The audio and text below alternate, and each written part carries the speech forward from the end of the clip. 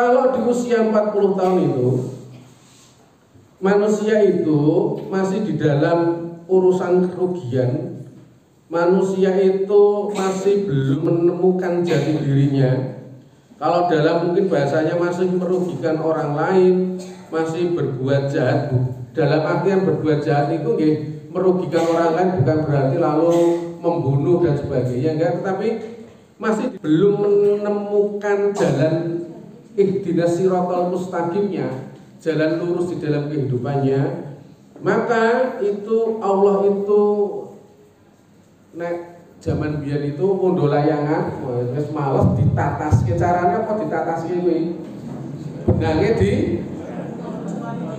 dipedhot kira-kira seperti itu. Dadine bahasane wis luweh sak karepmu kowe arep ngopo. Kira-kira seperti ini. Seperti itu.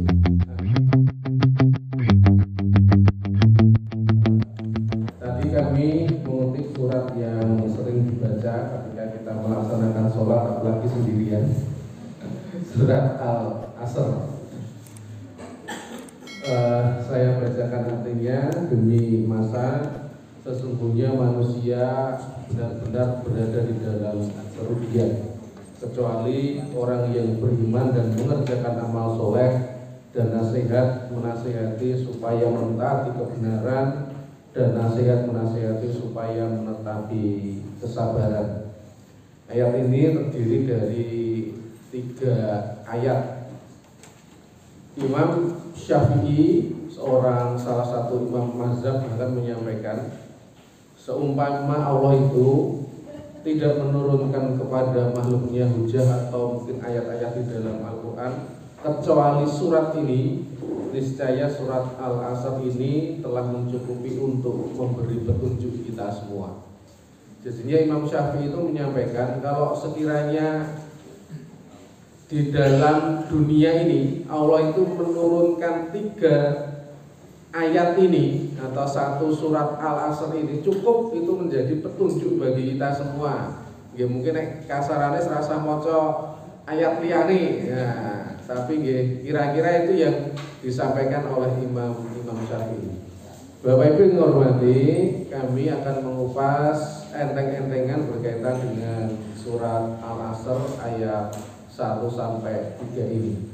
Yang pertama berkaitan dengan asbabun nuzulnya. Napa niku asbabun nuzul? Asbabun nuzul itu adalah sebab-sebab turunnya sebuah ayat, sebab-sebab turunnya sebuah surat. Kalau Quran itu asbabun nuzul, nah, kalau hadis itu naminipun adalah asbabul wurud. Sebab turunnya ayat ini kalau kami baca, nah ini ada, saya jadikan dasarnya itu adalah tafsir Al-Azhar, itu penulisnya adalah Profesor Dr. Hamka. Hamka itu dulu panggilan mudanya namanya Malik, Haji Abdul Malik Karim Amrullah. Panggilannya adalah Malik. Tafsir ini dituliskan oleh Hamka pada waktu beliau sedang dalam kondisi yang tidak baik-baik saja, karena beliau tahun 64 itu di penjara. Selanjutnya ketika di penjara itu beliau mulai menuliskan tafsir Al-Quran, bukan hanya surat Al-Asr ini. Jadinya tafsir 30 juz itu ditulis oleh beliau ketika waktu penjara. Tujuannya adalah makar kepada Pak Karno. Wah, itu dia cerita sejarah. Selanjutnya dimasukkan ke penjara. Di penjara itulah Hamka itu menuliskan tafsir walaupun belum selesai. Selesai itu ketika keluar dari penjara tahun 66. Selanjutnya beliau menyelesaikan tafsir ini ya. Tafsir yang 30 juz ini baru dicetak, cetakan pertama tahun 1971, hampir 5 tahun, karena terdiri dari 30 buku, Selanjutnya baru akhir-akhir ini buku ini dicetak ulang menjadi 15 jilid. Kalau Bapak Ibu mungkin Insani di toko buku itu. Buku ini dicetak ulang penerbitnya Gema Insani Press. Itu jadi 15 buku, dari 30 buku menjadi 15 buku. Di Indonesia itu memang tidak banyak ulama tafsir yang menuliskan tafsir secara utuh. Dulu ada, tetapi hanya komentar dari ayat. Mungkin kalau Bapak Ibu pernah mendengar Bahtiar Surin ataupun juga beberapa ulama Bahrum Rangkuti ataupun juga beberapa ulama yang pernah jadi rektor UIN Sunan Kalijaga dan sebagainya, itu nggak banyak. Baru belakang ini yang paling terkenal ada 2 tafsir. Yang pertama memang tafsir Al-Azhar ini, yang kedua adalah tafsir Al-Misbah. Itu penulisnya adalah Profesor Quraisyah. Nah, 2 tafsir ini yang memang paling terkenal di Indonesia. Kalau di luar negeri banyak, mungkin Bapak Ibu pernah mendengar atau membaca tafsir Ibnu Katsir, tafsir Al-Maraghi dan sebagainya. Itu tafsir yang populer di Indonesia, walaupun juga banyak. Karena saya bukan ahli tafsir, nah, apalagi tafsir mimpi, ya pengetahuan saya ya sekedar yang saya baca aja. Bapak Ibu yang hormati, asbabun nuzul dari surat Al-Asr ini ada 2. Kata Hamka, rujukannya yang pertama dari tafsir Juz Amma Muhammad Abduh. Jadinya Muhammad Abduh itu seorang reformis dari Mesir, pernah menjadi dosen, ya mungkin guru besar ya di Universitas Al-Azhar. Beliau itu bukan menulis sebenarnya. Jadi ada tafsir yang paling terkenal itu disebut sebagai tafsir yang nanti menjadi tafsir reformis, namanya tafsir Al-Hakim. Nah, tafsir Al-Hakim itu berasal dari pengajiannya Muhammad Abduh. Jadi ya kira-kira Muhammad Abduh itu ngisi pengajiannya tafsir, dilisankan selanjutnya sama muridnya itu namanya Muhammad Rosid Ridho, itu ditulis. Nah, sampai Muhammad Abduh itu meninggal dunia, tafsirnya itu belum selesai, ya pengajiannya itu belum selesai.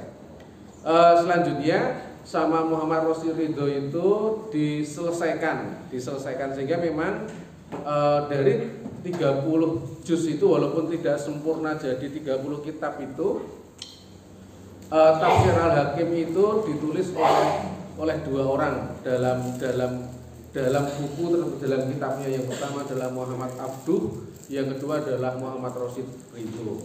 Walaupun memang 100% ditulis oleh Muhammad Rosid Ridho. Nah, saya mengutip tafsir Juz Amma dari Syekh Muhammad Abduh. Kata Hamka, Syekh Muhammad Abduh menerangkan dalam tafsir Juz Amma bahwa telah terdapat tradisi bagi bangsa Arab di sore hari mereka itu duduk bercakap-cakap membicarakan soal kehidupan dan cerita-cerita lain yang berkenaan dengan urusan sehari-hari. Karena banyak percakapan yang melantur, keraplah terjadi pertengkaran, bersakit-sakitan hati sehingga menimbulkan permusuhan. Lalu ada yang mengutuki waktu asar petang hari, mengatakan waktu asar adalah waktu yang celaka, waktu yang naas, banyak bahaya yang terjadi di waktu itu. Jadinya asbabun nuzul yang pertama berkaitan dengan surat Al-Asr ini, tradisi bangsa Arab di sore hari. Jadinya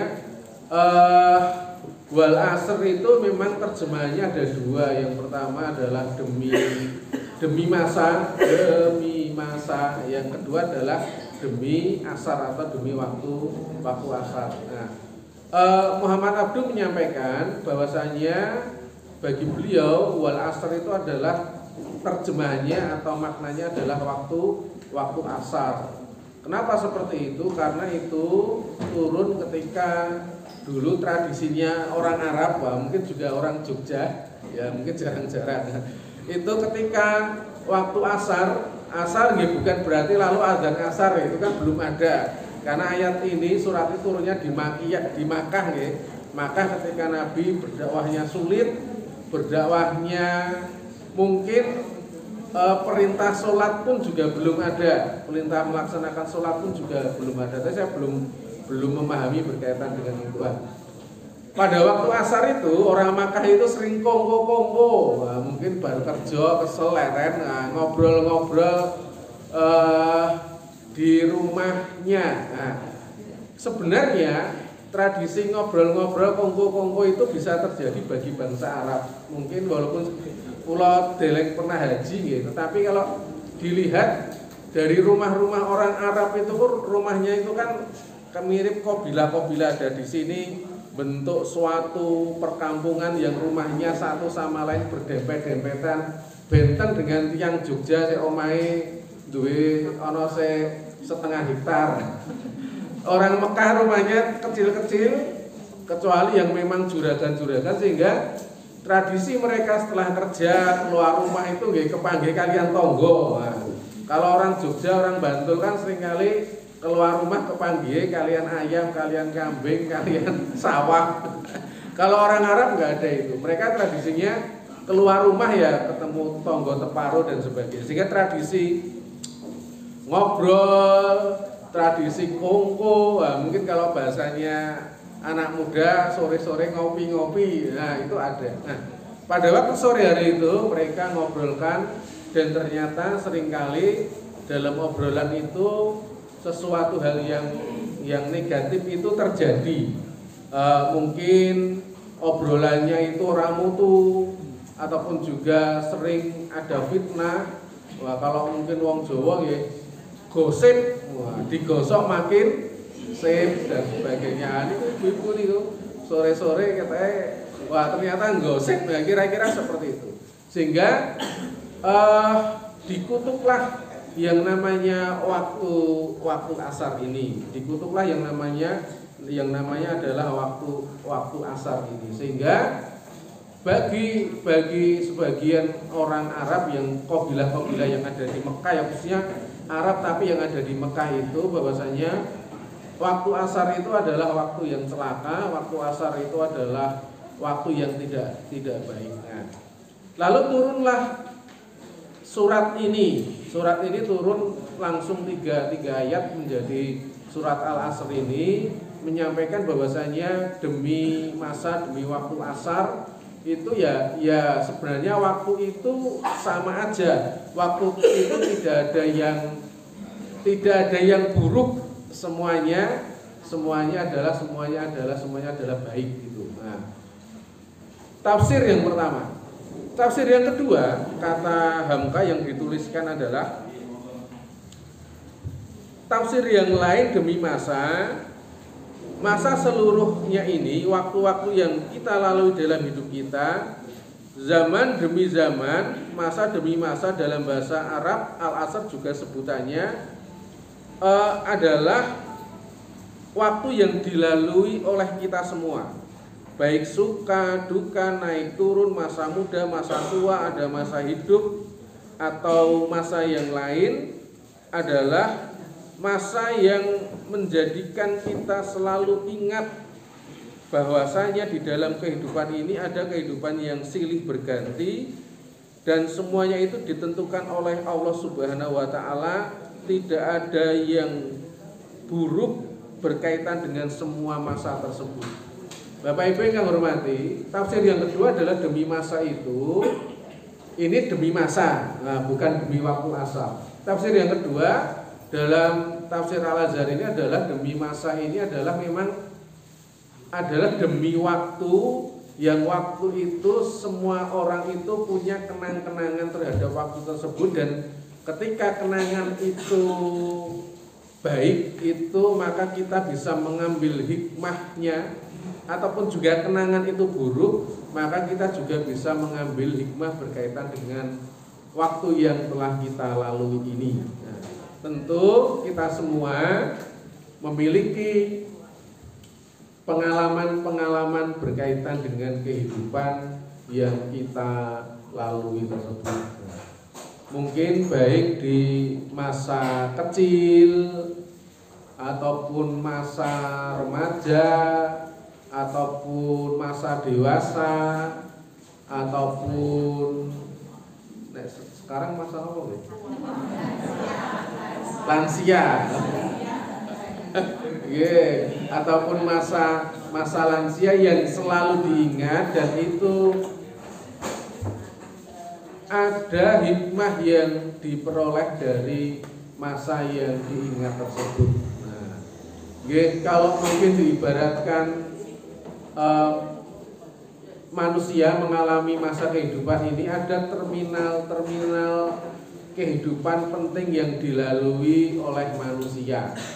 Yang pertama tentu terminal pertama itu adalah masa kelahirannya. Kalau badhe tanglet bapak kalian ibu niki, kalau masa kelahiran itu lahir tahun 50-an, 60-an, 70-an, nopo 80-an iki paling kathah. Oh, 90-an. Wah, niki. Masa ini selalu diingat, minimal bapak kalian ibu ingat tanggal lahiripun, nggih nggih. Wonten yang tidak tahu tanggal lahirnya? Wonten, biasanya wah biyen aku dilahirke, bisa nipun apa tandhanipun kalau sama orang tua? Udan awu, Merapi jeblok, kali code bludak. Ya kira-kira itu, kira-kira memang ada, tapi biasanya orang tua itu menandai kelahiran, ya artinya kalau mungkin tak lahir 40, 50 itu 60 itu ada yang diingat. Bapak saya pun juga nggak ingat tahun lahirnya itu kapan. Tanggalnya ingat tapi tahunnya tidak ingat. Nah, ada masa kehidupan yang selalu diingat. Yang pertama adalah lahir. Yang kedua adalah masa menginjak remaja, masa sekolah. Ingat ya, sekolah itu di mana. Selanjutnya lulus sekolah. Selanjutnya mungkin kalau kuliah, itu terminal kehidupan yang selalu dilalui, atau mungkin pengalaman kehidupan puncak yang baik itu membahagiakan ataupun tidak membahagiakan, itu selalu diingat oleh setiap orang, dan setiap orang itu punya pengalaman kehidupan masing-masing. Beda-beda, enggak A dengan B enggak mungkin sama. Masa sekolah, selanjutnya masa menikah. Bapak kan ibu ingat mboten kalau tanggal ijab qabulipun kapan? Kalau saya itu ingat. Nah, saya itu lahirnya 6 Maret. Nah, lahirnya 6 Maret saya itu. Istri saya tahunnya 82. Ya sampun 40. Lahirnya 6 Maret, istri saya lahirnya 5 Maret. Kami menikahnya 7 Maret. Pinginnya anaknya lahirnya 8 Maret. Tapi mboten saged. Nggih kok iso nggih mboten ngertos. Karena lahirnya sama, maka kami sepakat ya nikahe tanggal itu, biar selalu ingat bulannya, bulan Maret. Waktu menikah, mendapat pekerjaan, apalagi mungkin kira-kira Bapak Ibu yang mungkin PNS di sini mungkin selalu ingat kapan diangkat menjadi PNS, kapan mendapat SK, kira-kira ngoten niku nggih. Kapan menikahkan anak, kapan kalau swasta nggih, kapan oleh orderan paling gede, kira-kira gitu. Kalau PNS ketika mungkin pensiun, kapan waktu pensiun dan sebagainya. Itu adalah masa yang selalu diingat oleh kita semua. Nah, wal asr, demi masa. Yang kedua adalah innal insana lafi khusr. Sesungguhnya manusia itu benar-benar berada di dalam kerugian. Di dalam masa yang dilalui itu nyatalah bahwa manusia itu hanya rugi selalu. Dalam hidup melalui masa itu tidak ada keuntungan sama sekali, kata Hamka. Hanya rugi jua yang didapati sehari mulai dari lahir di dunia sampai di akhirat atau ketika meninggal dunia. Maka setiap manusia itu selalu mengalami kerugian. Di waktu badan masih muda dan gagah perkasa, harapan itu masih banyak. Tetapi bila mana usia melalui lanjut, barulah kita insaf bahwa tidaklah semua yang kita angankan di waktu muda itu telah tercapai. Buya Hamka menyampaikan bahwasanya manusia itu sering tidak ingat berkaitan dengan kehidupannya di dunia ini. Ingatnya itu adalah ketika kerugian itu selalu didapat oleh manusia di dalam kehidupan itu. Manusia itu akan selalu ingat ketika mereka itu telah melalui masa tuanya. Jadinya kalau mungkin Bapak Ibu pernah mendengar lagunya Bimbo, itu kan biasanya ada, nek mboten salah ada liriknya, kalau sudah tua aku kan sembahyang. Jadi ya enom ki dikon sembahyang ra gelem kira-kira. Wah sesuk wis tuwa. Nggih kira-kira ngoten niku nggih. Ketika sudah tua itu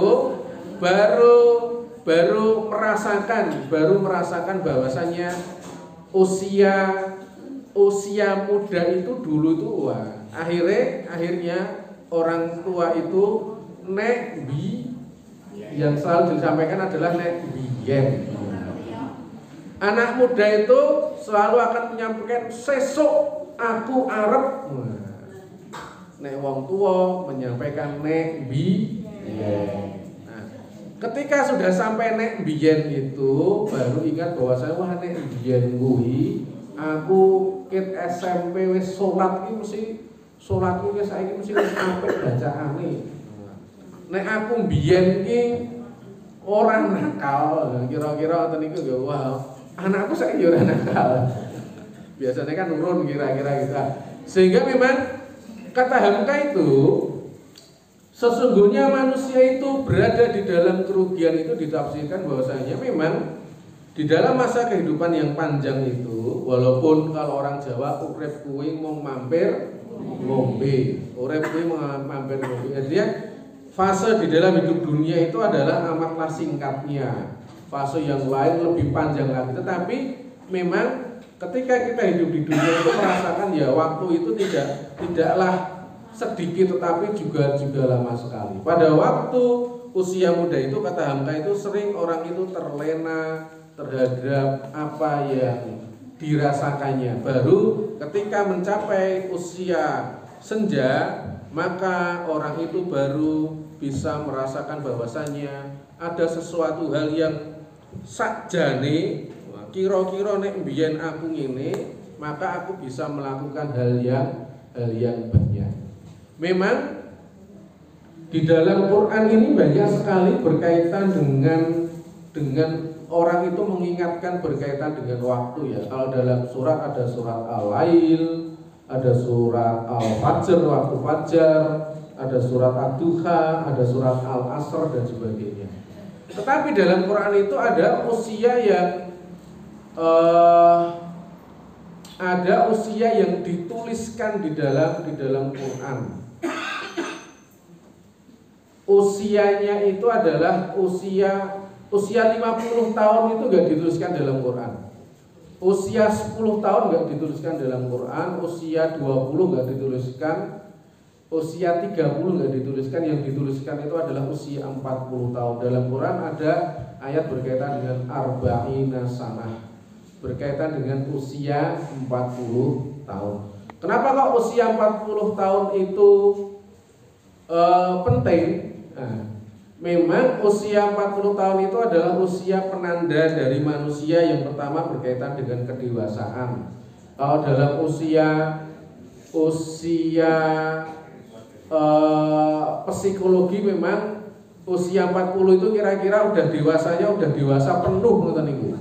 Usia wis mateng ya kira-kira ya. Usia sebelum itu ya dewasa tapi dewasa awal. Selanjutnya di dalam sejarah Islam itu memang banyak nabi yang ditahbiskan menjadi nabi itu dalam usia 40 tahun. Tentu Rasulullah Muhammad alaihissalam, Nabi Muhammad sallallahu alaihi wasallam itu menjadi nabi di usia 40 tahun. Nah, usianya, maka usia 40 tahun itu adalah usia yang penting sekali. Nah, secara fisiologi itu juga penting. Jadinya ada ilmu yang bernama fisiologi. Ilmu fisiologi itu adalah ilmu berkaitan dengan tubuh manusia. Rumusnya ngoten niki berkaitan dengan tubuh manusia itu. Nggih. Kula guru agama nggih, tapi karena saya ngajar di Universitas Aisyah, nah maka dikit-dikit pernah ngobrol dengan para dosen kesehatan.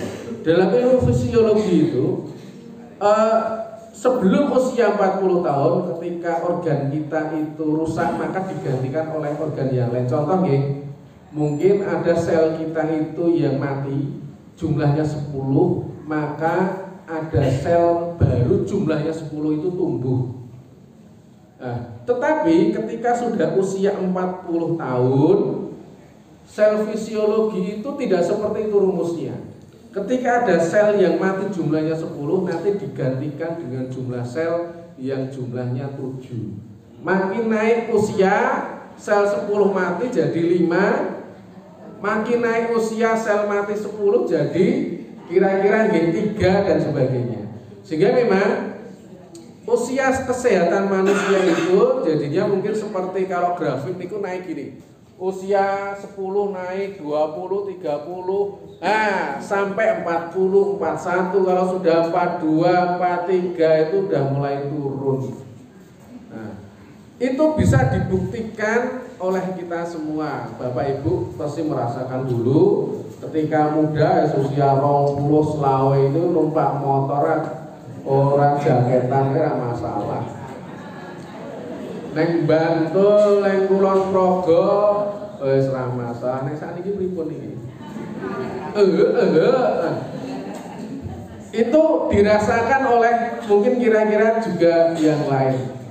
Bapak Ibu di usia muda, wah numpak bis, numpak mobil itu ora perlu nganggo tambahan-tambahan obat-obatan, minyak dan sebagainya. Tapi kalau sudah usia 40 munggah kuwi gawanane nopo nggih? Pesken. Nggih lumayan ya sakniki Safkar nek mbiyen ngangge PPO. Sing ambune. Nah, kira-kira seperti itu. Fisiologi manusia itu usia 40 arba'ina sana itu memang naik, selanjutnya turun. Sehingga memang Bapak kalian Ibu ya kita tentu merasakan semua. Ketika usia sudah 40 tahun ke atas itu kesehatan mulai menurun. Niku sudah sunatullah. Kecuali kata rekan saya itu tenaga kesehatan itu kecuali memang Bapak Ibu menjaga kesehatannya. Di usia 40 tetap olahraga, makan makanan yang sehat dan sebagainya. Tapi kan niku biasanya tidak terjadi.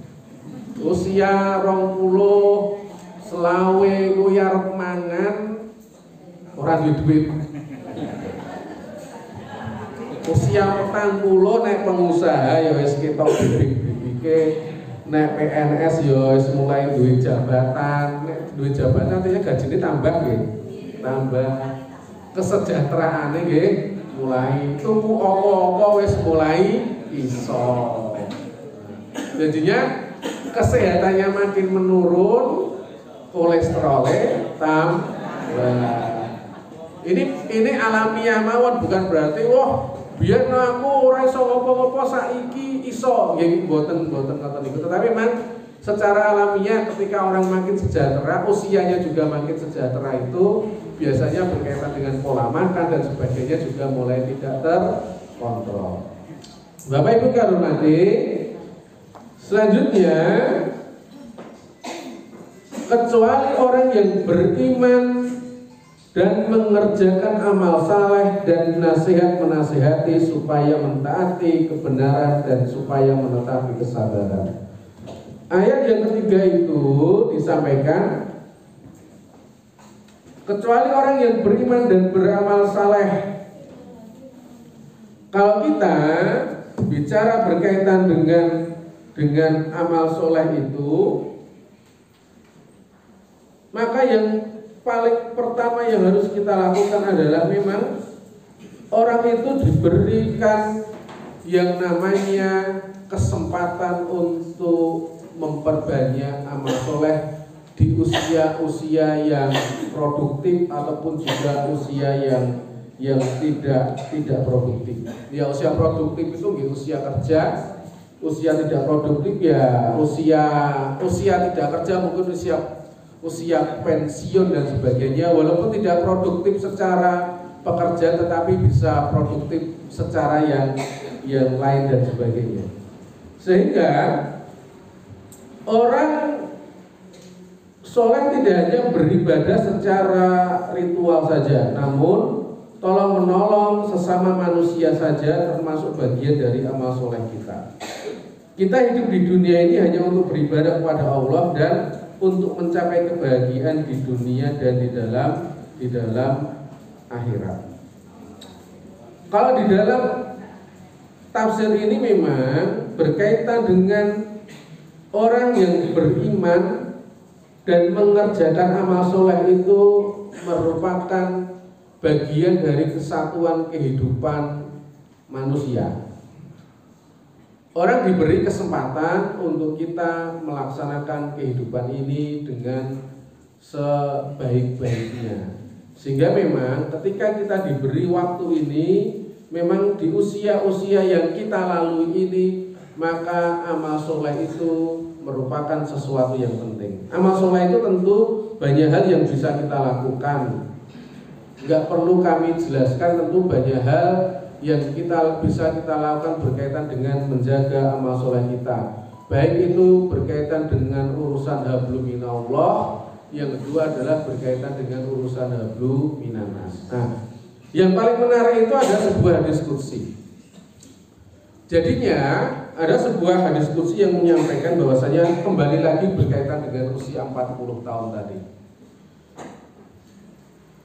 Usia 40 tahun itu dalam hadis qudsi itu ibarat layang-layang. Orang itu seperti ngunduh layangan. Ngunduh layangan. Jadi ngunduh layangan, ya, ngunduh layangan. Kalau di usia 40 tahun itu manusia itu masih di dalam urusan kerugian. Manusia itu masih belum menemukan jati dirinya. Kalau dalam mungkin bahasanya masih merugikan orang lain, masih berbuat jahat. Dalam artian berbuat jahat itu merugikan orang lain bukan berarti lalu membunuh dan sebagainya, enggak, tetapi masih di dalam masa yang itu belum menemukan jalan ihdinas siratal mustaqimnya, jalan lurus di dalam kehidupannya. Maka itu Allah itu nek zaman biyen itu ngunduh layangan wis males ditataske, caranya apa ditataske kuwi benangnya dipedhot, kira-kira seperti itu. Allah itu ketika ada manusia sudah berusia 40 tahun belum menemukan jalan lurusnya, maka bisa saja Allah itu dadine bahasane wis luweh sak karepmu kowe arep ngopo. Kira-kira seperti itu. Nah, sehingga memang di usia 40 tahun ke atas itu kalau masih ada di dalam kehidupan kita yang belum menemukan jalan lurus, maka jangan-jangan kita ini sama Allah itu wis dinengke wae. Wah, itu ya susah nih. Ada wis dinengke wae karo Allah wis luwes sakarepmu arep opo. Maka jangan sampai kita menjadi bagian dari orang yang seperti itu. Semoga kita di usia yang 40 tahun ke atas dan lebih ini sudah menemukan jalan hidup kita, ihdinas siratal mustaqim kita, sehingga ketika kita bicara berkaitan dengan orang yang beriman, orang yang beramal soleh, itu maka kita bisa menjadi bagian dari orang-orang tersebut. Selanjutnya, illal ladzina amanu wa amilus solihati wa tawassaw bil haqqi wa tawassaw bis sabr. Kecuali orang yang menasehati di dalam kebenaran dan orang yang menasehati di dalam kesabaran. Kiai Haji Ahmad Dahlan pernah berkata mengenai berjuang mencari kebenaran, yakni kita bermusyawarah mencari kebenaran dengan hati yang sabar, tidak boleh jemu dan putus asa hingga berhasil mendapatkan kebenaran, dapat bersatu paham dalam persatuan yang hakiki dan perdamaian yang abadi. Kiai Dahlan itu menyampaikan bahwasanya mencari kebenaran itu tidak mudah, apalagi mendapatkan kebenaran di masa sekarang. Kebenaran itu dalam artian paling sederhana, mencari hal yang benar secara hakiki. Kalau dulu kisahnya Kiai Haji Ahmad Dahlan untuk mencari kebenaran itu, kebenaran Islam itu bahkan pernah berdebat dengan pastor yang beragama Protestan, ya Kristen Protestan, berkaitan dengan kebenaran agama masing-masing. Ya aku agama Islam, antum agamanya Kristen Protestan, mari kita cari agama yang paling benar. Kalau Islam yang paling benar, antum itu masuk ke agamaku. Kalau Kristen Protestan yang paling benar, saya masuk ke agama antum, kira-kira gitu. Nah, ini dituliskan dalam sebuah buku kuno berkaitan dengan perdebatan Kiai Dahlan dengan seorang pastor. Nah, itu bukunya sangat lama sekali. Itu penulisnya adalah adiknya dari Kiai Fahruddin, Kiai Sujak, saya lupa namanya. Mencari kebenaran itu memang sesuatu yang tidak mudah, apalagi di zaman sekarang. Bapak Ibu yang hormati, zaman sekarang ini kan zaman fitnah ya. Kalau dalam bahasa sekarang itu adalah pos kebenaran. Pos kebenaran itu adalah masa di mana ketika orang itu menyampaikan kebohongan dan itu berkali-kali, itu akhirnya sering menjadi kebenaran. Contoh ya, di media sosial hampir semua Bapak Ibu itu punya WA itu, ketika ada suatu kebohongan itu tahu itu bohong, tetapi banyak orang yang nge-share dan share-nya itu berkali-kali, akhirnya seringkali, dan orang yang nge-share itu merasa benar ini berita saya benar. Tapi bagi kita mungkin yang orang yang sering melek media niku sering baca media, sering nonton TV, kalau di WA sering baca berita-berita yang kantor beritanya itu terverifikasi. Kalau Muhammadiyah ya Suara Muhammadiyah, ataupun juga mungkin media, kalau media ya Republika, ya Kompas kan juga media kredibel ya, mungkin Jawa Pos dan sebagainya. Lalu ada sebuah berita yang bagi kita ini salah, ini berita ini, tetapi banyak orang yang nge-share, dan ketika orang nge-share, wah itu salah beritanya Mas Bro, canom gitu ya, wah ini beritanya bener, lalu kita mendiamkan saja. Lalu ternyata orang lain juga nge-share, wah ini salah, tetapi ketika kita mendiamkan saja, akhirnya berita yang salah itu menjadi sebuah kebenaran. Dan itu banyak terjadi bagi kita yang memiliki media sosial. Di luar media sosial ini, orang yang menasehati di dalam kebenaran itu memang tidak mudah. Apalagi yang dilawan itu bukan orang kecil, mungkin negara, mungkin pemerintah yang mengeluarkan kebijakan yang tidak benar, yang tidak tepat. Akhirnya ada orang yang mungkin bahasanya oposisi aku protes kepada negara. Tetapi negara itu ya mendengar protesnya itu seringkali ada yang pertama didiamkan saja, ada yang kedua malah bahkan ada yang ditangkap dan sebagainya. Kira-kira berkaitan dengan orang-orang yang menasihati di dalam kebenaran itu tidak mudah. Kalau kita kembali ke zamannya Nabi Muhammad SAW, tentu itu tidak mudah.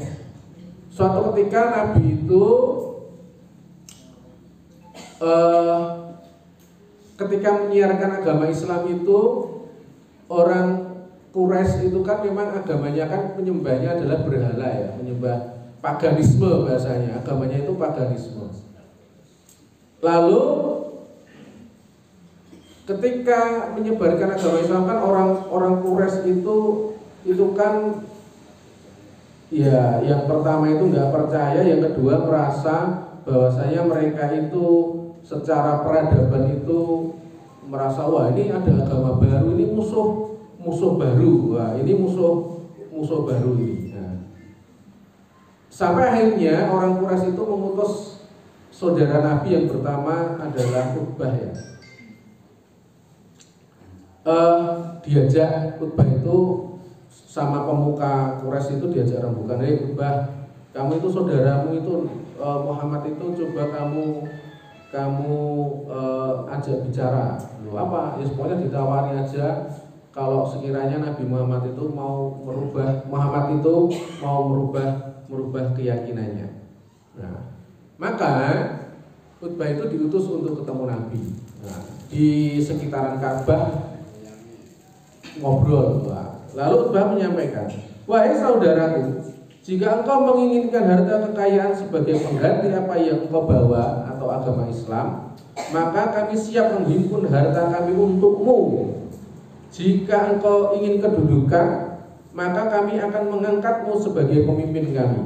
Jika engkau ingin kerajaan, maka kami siap mengangkatmu sebagai raja. Ya, hai Muhammad, kalau kamu itu ingin enggak mengajarkan Islam lalu kembali ke agama yang lama, kamu itu pingin harta tak nehi, pengen dadi raja ning wong Quraisy tak nehi. Ya pokoknya semuanya itu mau diberi sama Utbah yang merupakan perwakilan dari orang Quraisy tersebut. Maka jawaban dari Nabi Muhammad SAW itu memang tidak. Lalu selanjutnya menjawab dengan tegas.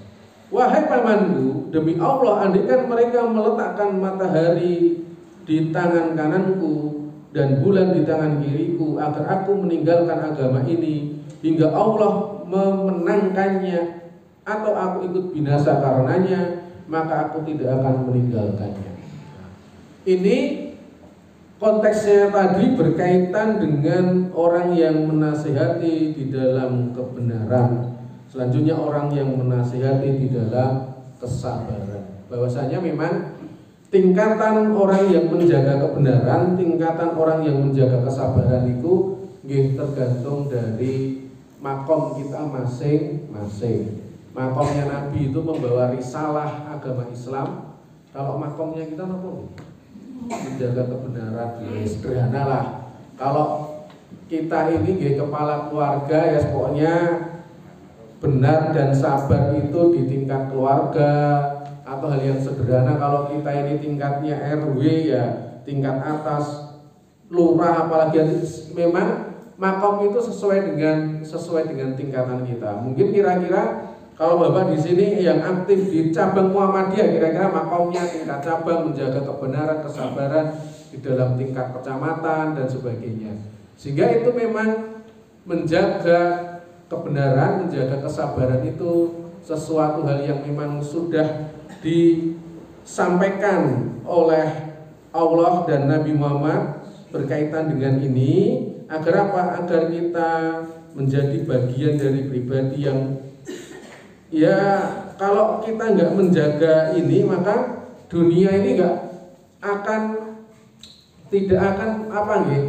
Ya dunianya bisa oleng kalau memang kebenaran dan kejahatan itu selalu ada. Nah, kebenaran dan kejahatan itu selalu ada. Kalau terlalu banyak kejahatan itu ya kan jadi oleh. Memang harus ada keseimbangan. Ya memang bagus banyak kebenaran, tapi memang harus ada keseimbangan tersebut. Kalau di suatu tempat semuanya orang menyatakan itu sesuatu yang bagi kita tidak benar, dan ini harusnya kita menyuarakan kebenaran, maka kita perlu menyuarakan. Kenapa? Karena memang prinsip dari risalah kenabian itu adalah menyampaikan kebenaran di dalam dunia yang mungkin dunia yang pada waktu itu memang sudah buruk ya. Bagi kita tentu kita nggak menyampaikan wah dunia sekarang itu buruk, tetapi memang kalau ada sesuatu yang tidak baik sesuai dengan mampu kita di tingkat yang paling kecil, tingkat menengah, tingkat besar itu, maka perlu kita punya kewajiban berkaitan dengan menyampaikan kebenaran tersebut, walaupun memang tidak mudah. Sampai jam berapa? Oke. Bapak Ibu yang hormati, demikian tafsir singkat berkaitan dengan surat Al-Asr. Suratnya 1 sampai 3, ayatnya 1 sampai 3. Kami menyampaikan berkaitan dengan tafsir ini secara ringan, enteng-entengan, semoga bisa menjadi bagian dari hikmah kita semua. Saya kembalikan ke moderator. Billahi taufik wal hidayah. Wassalamualaikum warahmatullahi wabarakatuh.